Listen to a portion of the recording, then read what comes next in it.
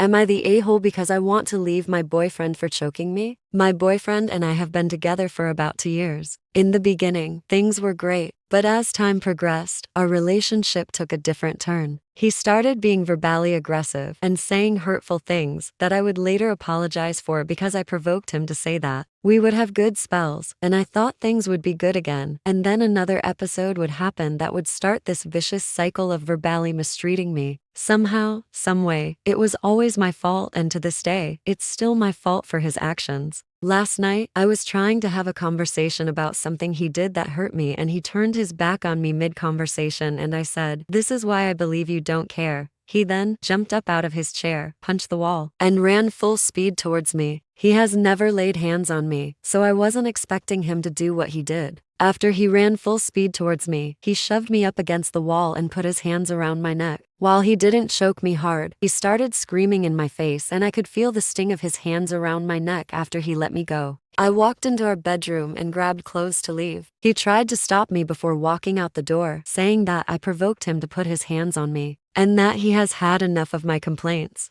I left and went to a friend's house. He started blowing my phone up, calling me a liar. I told him I was going to get food because I knew if I said I was going to my friend's house he wouldn't let me leave, and that he doesn't remember what happened because he was so mad. I came back home this morning after he left from work, and I'm so confused whether to pack my things up or just stay. What is weird about all this is the fact that earlier that day, I was at therapy and my therapist said, "It's only a matter of time before he puts his hands on you." And that night he put his hands on me. Yes, I started going to therapy because I thought I was the issue in our relationship. Also, please, if you have never been in a harmful relationship, you don't understand how hard it is to leave. They have a hold on you, and you don't know how to make them release it. My heart is telling me to leave, but my mind is playing tricks on me right now.